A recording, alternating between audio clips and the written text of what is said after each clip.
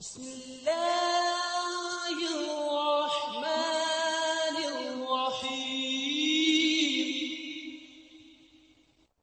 الحمدللہ والصلاة والسلام علی رسول اللہ وعلی آلہ واصحابہ اجمعین، اما بعد، اعوذ باللہ من الشیطان الرجیم، بسم اللہ الرحمن الرحیم، والعصر ان الانسان لفی خسر الا الذین آمنوا وعملوا الصالحات وتواصوا بالحق وتواصوا بالصبر۔ الحمدللہ آج ہم ڈاکٹر رفعت نواب مصعب صاحب کے ساتھ تصوف کے اوپر ڈسکشن کریں گے کہ تصوف کی جو روایت ہے اس کا آغاز کب کیا گیا، تصوف میں لوگوں نے کس طرح غلو کیا، اور بجائے دین کی اساسیات کو سمجھنے کے، بجائے دین میں تفکر کرنے کے، تصوف نے کیا دین کو کوئی فائدہ دیا یا دین کے لیے نقصان دہ ثابت ہوا۔ تو اسی حوالے سے آج ہم چند سوالات ہیں جو ڈاکٹر رفعت نواب سے ڈسکس کریں گے، تاکہ تصوف کی یہ جو ایک روایت ایک قائم کی گئی یا دین کی بنیاد اسے سمجھا جانے لگا، اس کا جو مدلل اور آسان فہم ہے اس میں ہم اسے ڈسکس کریں اور سمجھنے کی کوشش کریں۔ تو ڈاکٹر رفعت سے ہم آغاز کرتے ہیں ان سوالات کا۔ ڈاکٹر صاحب کیسے ہیں آپ؟ ٹھیک ٹھاک ہیں؟ الحمدللہ، اللہ کا شکر۔ ڈاکٹر صاحب سے پہلا ہمارا یہ سوال ہے کہ تصوف کیا ہے اور یہ لفظ کب وقوع پذیر ہوا، اور اسی الفاظ سوال کا دوسرا پورشن ہے کہ تصوف کی جامع اور مدلل تعریف کیا ہوگی۔ ان الحمدللہ والصلاۃ والسلام علی رسول اللہ، اما بعد، اعوذ باللہ من الشیطان الرجیم، بسم اللہ الرحمن الرحیم۔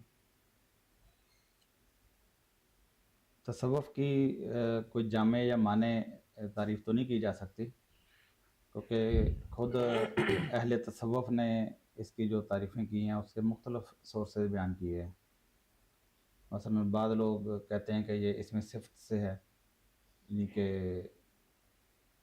جو لوگ اچھی صفات اپناتے ہیں وہ اہل تصوف ہیں، اور کچھ لوگوں نے اس کو کہا کہ جو صوفیہ لوگ ابتدائی طور پہ جو صوفیہ تھے وہ اون کا لباس پہنتے تھے، تو اون کو عربی کے اندر صوف کہا جاتا ہے، تو چونکہ اس لباس کی نسبت کی وجہ سے جو موٹا کھردرا لباس پہنتے تھے وہ اپنے آپ کو یعنی پرآسائش نہیں رکھنا کچھ چاہتے تھے وہ، تو وہ اس لباس کی وجہ سے بھی یہ صوفی کہلائے۔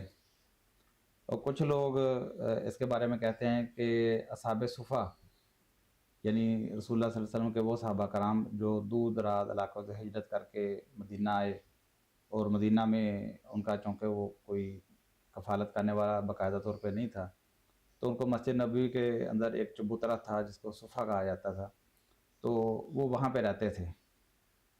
تو کچھ صوفیہ جو ہے وہ اپنی نسبت ان کی طرف کرتے ہیں کہ جس طریقے سے انہوں نے اپنے آپ کو دین کے لیے گوشانشین کر لیا تھا، وقف کر لیا تھا، تو لہذا ہماری نسبت بھی ان کے ساتھ ہے، اس وجہ سے ہم صوفی ہیں۔ تو بہرحال تعریف کی جو مختلف جو آپ اختلافات کے باوجود آپ دیکھ سکتے ہیں کہ نسبت چاہے کوئی بھی ہو، لیکن ان سب کا جو بنیادی مدعا، بنیادی مقصد عمومی طور پر ایک ہی ہوتا ہے کہ ہم تزکیہ نفس کرتے ہیں، ہم اللہ سے لو لگاتے ہیں، اور اس مقصد کے لیے دنیا سے کنارہ کش ہو کر اور دنیا کی نعمتوں کو اپنے اوپر ترک کر کے تو صرف اپنے آپ کو عبادت الہی کے اندر مشغول رکھتے ہیں، تو اس وجہ سے ہم صوفیہ ہیں۔ تو یہ عمومی طور پر یہ ان کا اپنا ہی بیان ہے، تو وہ ہم آپ کے سامنے جو بیان کر رہے ہیں، تو یعنی ان کی جو بنیادی نسبت یہی ہے صوفی کہلانے کی۔ اچھا، اب اس میں کوئی جو آپ قدر مشترک آپ دیکھتے ہیں، وہ یہ دیکھتے ہیں کہ تقریباً سارے صوفیہ جو ہوتے ہیں وہ کسی نہ کسی اعتبار سے گوشانشین ہوتے ہیں، روحانیت اختیار کیے ہوئے ہوتے ہیں، دنیا سے کنارہ کش اپنے آپ کو رکھنے کی کوشش کرتے ہیں، اور اس کے لیے مختلف ورد اور وظیفے انہوں نے اپنے لیے مقرر کیے ہوتے ہیں اپنے ماننے والوں کے لیے۔ پھر ان کے ہاں ایک مرشد اور مرید کا تصور پایا جاتا ہے تمام صوفیہ کے اندر، یعنی ہر بندے کو کسی مرشد کا مرید ہونا ضروری ہے، تو جو مرشد ہوتا ہے وہ بھی آگے کسی کا آگے مرید ہوتا ہے، ایک پورا ان کا تسلسل ہوتا ہے۔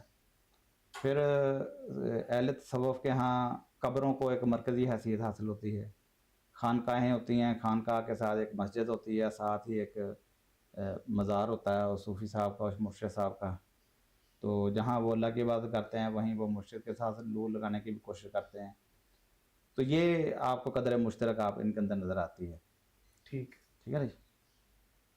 اسی سوال کا یہ تھا کہ یہ لفظ کب وقوع پذیر ہوا. اس کی باقاعدہ آپ ہسٹری نہیں بیان کر سکتے کیونکہ اس کی وجہ ہے کہ آپ اس کی تعریف کے اندر ہی اختلاف پایا جاتا ہے کہ کچھ لوگ اس کو اون کے لباس کی وجہ سے نسبت دے رہے ہیں, کچھ اس میں صفت کی وجہ سے, کچھ اصحاب صفہ کی وجہ سے. اس کے علاوہ بھی متعدد اس کی جو اسباب اور ڈیفینیشن مقرر کرتے ہیں. لیکن اگر آپ اس کی ہسٹری کے اعتبار سے دیکھیں گے تو یہ پہلے ہندوؤں کے اندر پایا جاتا تھا, بدھ مت کے اندر تصوف پایا جاتا تھا. وہ اس کو سنیاس کہتے تھے. ٹھیک. یا اس کے علاوہ بھی یوگ, ہندوؤں کے ہاں یوگ تھا, بدھ مت کے ہاں یہ سنیاس تھا, یعنی تصوف ہی تھا یہ بھی. عیسائیوں کے ہاں اس کو روحانیت کہا جاتا تھا, اور یہودی اس کو قبالہ کہتے تھے. تو مسلمان لوگوں نے جب اسی طور طریقے کو, ان نظریات کو اپنایا تو یہ اس کو تصوف کہنا شروع ہو گئے, اور اس کے لیے انہوں نے مختلف نسبتیں یہ بعد میں قائم کی ہیں ساری. اسی وجہ سے اختلاف ہے, کیونکہ اگر اس کی بنیاد اسلام میں ہوتی تو یہ اس کی تعریف کرنے میں یا اس کی بنیاد بتانے میں اتنا اختلاف نہ ہوتا. ٹھیک.